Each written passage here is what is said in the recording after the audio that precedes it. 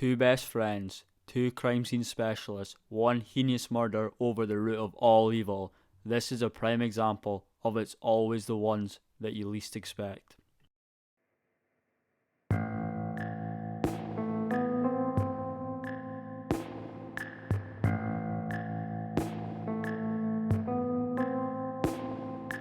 Today's case takes us to good old Florida. And I know you're already thinking, oh no, Florida, this can't be good. We all know the shit that's crawled out of that place. But we aren't just going into Florida, we are in Pensacola. No, not Pepsi Cola, Pensacola. Pensacola is the westernmost city in Florida, located in Escambia County, with a population of around 52,642. It's known for changing ownership several times, with there being the Spanish flag, British, Confederate, and American flags all being flown over the city. Oh, let's not forget France too. Hence it being nicknamed the City of Five Flags. This place has been passed around more than a blunt. I wonder why no one wanted it. Maybe because the Pensacola had the worst water quality in the world. Over a 5-year period to test for 101 different chemicals, a whopping 45 were discovered. Yikes. This included cyanide and chloroform. Makes a bit more sense why it's changed ownership so much now. The water's probably killed each ruling gang. Points of interest include insane white sand beaches, National Naval Aviation Museum in Fort Barrancas, which is a historic military landmark. See, there is plenty to do for the family. That's enough of Pensacola. Time to dive into the meat of the story. Ashley McArthur was born in 1977 in the sunny state of Florida. She worked as a crime scene technician. Good, so she works for the police and the government. She must be a goodie, right? Wrong. Our other main character in this fucked up story is Taylor Wright. Taylor Wright was Ashley McArthur's bestie, like best friend. Taylor too was involved in the law, working as a private investigator. Talk about a friendship match made in heaven. In mid-2017, Taylor Wright was entangled in some nasty, expensive court proceedings with her ex-husband, Jeff Wright, over their young son, Drake. While this was going on, Taylor withdrew $100,000 to hide from Jeff, which he obviously wasn't supposed to. It was money they shared, not just hers. She then tried any means to hide this money from her ex Jeff Wright. She transferred it to other accounts, taking out cashier's checks left, right and centre, and even gave her friend Ashley McArthur some to look after her. Talk about trust. They must have been tight. Now this wasn't just any chump change she gave her to look after. It was $34,000 fucking dollars. Now that's trust if I ever did see it. During this time when McArthur received the money, she was running a business that her parents had opened called the Pensacola Automatic Amusement, which provided everything you could ever hope for in an arcade. Pool tables, jukeboxes, video games, all supplied to local bars. You named it, they sold it. So much fun. One of Ashley's and Pensacola's many clients would be Sticks Billiards.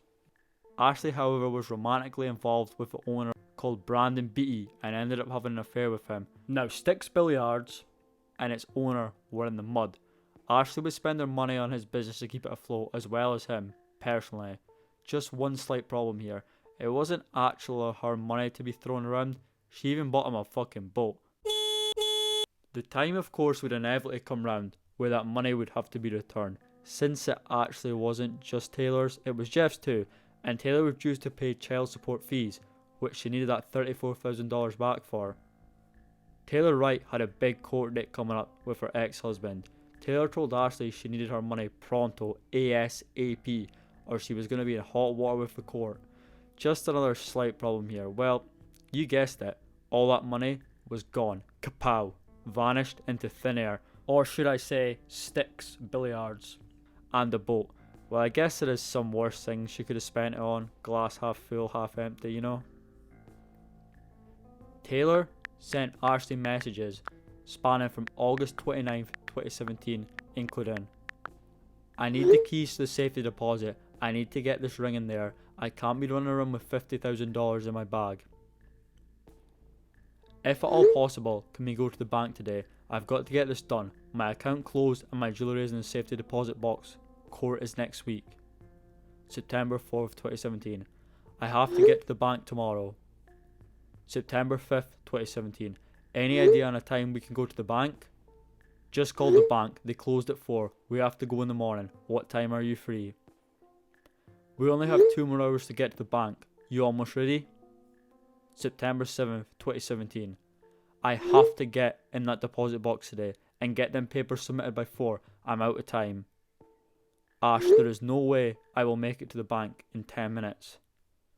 They are going to hold me in contempt for not paying child support and not putting the 25k into the escrow account.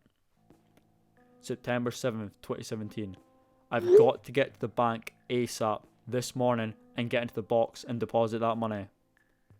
I'm going to be held in contempt if I don't get that money in the escrow account. They could potentially put me in jail unless I pay the child support, like today. Please don't be late. They're going to put me in jail if I don't make that deposit today. Waiting on you at my house. Bank closes at 4. This is way too important for me not to do today. I'm under a court order or my ass will be thrown in jail. Taylor was going to be held in contempt for refusing to pay her child support bills, so she needed that money in the escrow account. So where do we go from here? Taylor is needing that money back. She's emphasising to Ashley just how bad she needs that money that she entrusted her friend with. Ashley's gonna find a way to make this right, to return her the money. Surely, she's gotta, right? Later that same day, on September 7th, Taylor and her girlfriend Cassandra were at Twin Peaks, a restaurant, getting some food. Ashley came to meet them there. It was here at this restaurant that the plans were made for Ashley to pick Taylor up the next morning on Friday, September 8th to go to the bank. Now this was the last day Taylor Wright was ever seen alive. That next morning, on September 8th, 2017, Ashley McArthur came to pick up Taylor from her girlfriend's house to go to the bank. Well, they were supposed to be going to the bank. At 10 AM, Taylor and Ashley left to go to the bank. Cassandra would text her girlfriend Taylor up until 11:30 AM when things went dark. Cassandra eventually texts Ashley saying, "Are you okay? Taylor's not responding to me in hours." Ashley responded, "Yes, ma'am." Cassandra texts back saying, "Can you please have Taylor call me?" Ashley then phoned Cassandra, telling her that they were at a farm in Milton and Taylor was riding a Gigi, which is a horse. Reality was that they weren't out in Milton when she said they were. Her phone records would show. Time went by, as it does, and it was now 7:30 PM, still no word from Taylor. Something was definitely not right here, and Cassandra knew it. She texts Ashley saying, "This isn't okay." Ashley then called Cassandra, telling her that after they left this farm in Milton, they went back to Ashley's, and between 5 and 5:15 PM, Taylor said she was going to call an Uber and have a drink. Ashley had never seen her again from that point onward. Cassandra then later received a text from Taylor 20 minutes after this phone call, saying that she would call her later and she needed to get her life together. Taylor was a no-show for dinner with her girlfriend that night, texting her again saying that she needed a few days to clear her head. Taylor's loved ones grew concerned as it was completely out of character for her just to disappear, especially without contacting her younger son, Drake. Cassandra went to the police, who suggested to reach out to Jeff Wright, Taylor's ex-husband, and investigate the matter further on her own. Jeff told Cassandra that their son had been looking for his mother too, but had not got any response. Cassandra continued to look for her girlfriend, calling hospitals in the area over a week-long period until she filed a missing persons report. Authorities began their investigation.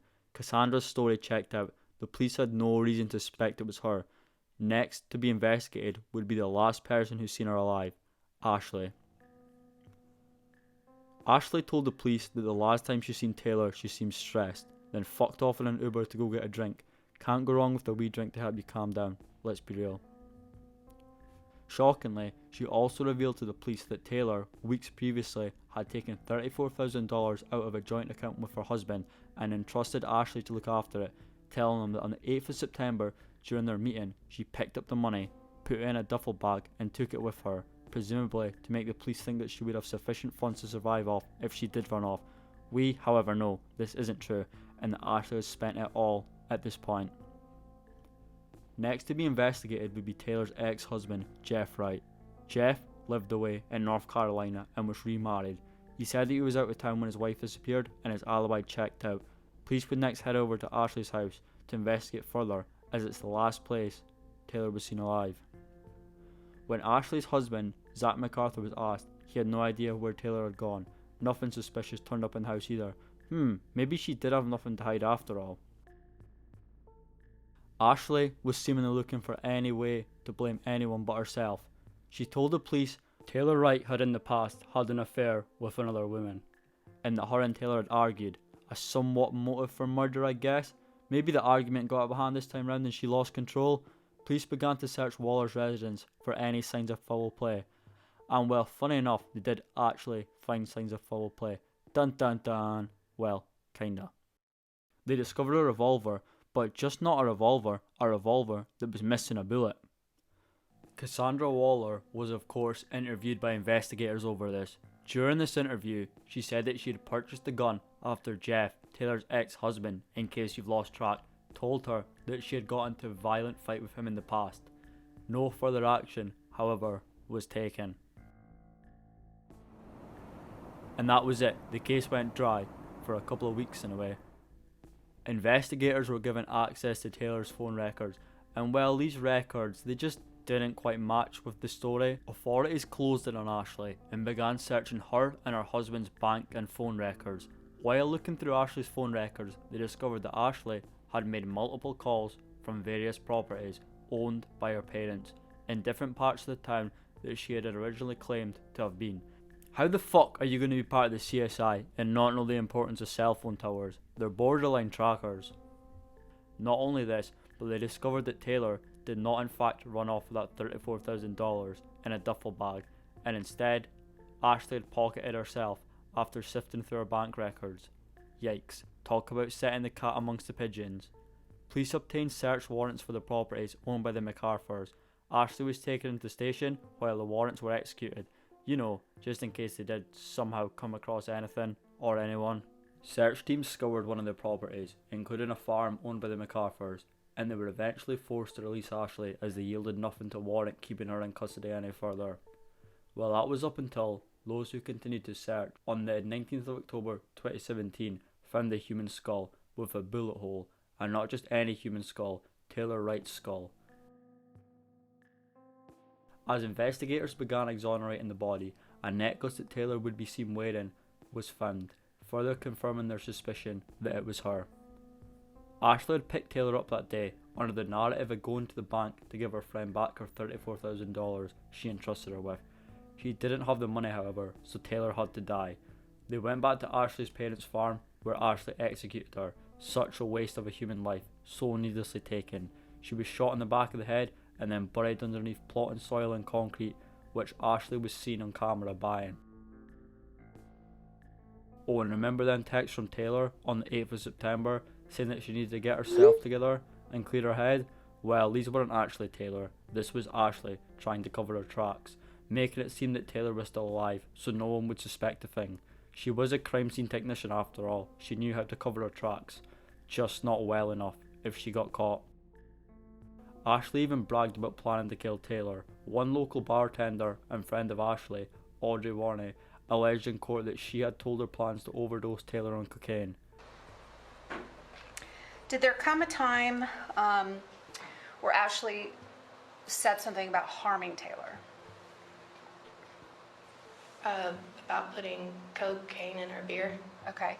And can you tell us, if you recall the date and where this conversation took place? September 7th at Sticks Billiards. Okay. And who all was there? Me, Ashley, and Jessica. And what did Ashley say to you about Taylor that night? That the world would be a better place without Taylor. Okay. And you said something about cocaine. What specifically did Ashley say about cocaine? How much coke do you think it would take to kill somebody? McArthur was sentenced to first-degree premeditated murder on the 30th of August 2019 and received a sentence of life in prison. The 43-year-old is currently serving her sentence at the Lowell Correctional Institution, also known as the Lowell Annex, public records show. The Annex is a women's prison with a 1,500 inmate capacity located in Ocala, Florida, northwest of Orlando. That wraps up the case of Taylor Wright. It's a tale of backstabbing, lies and deceit, and an example of why you can trust no one. Take care. I'll see you in the next one.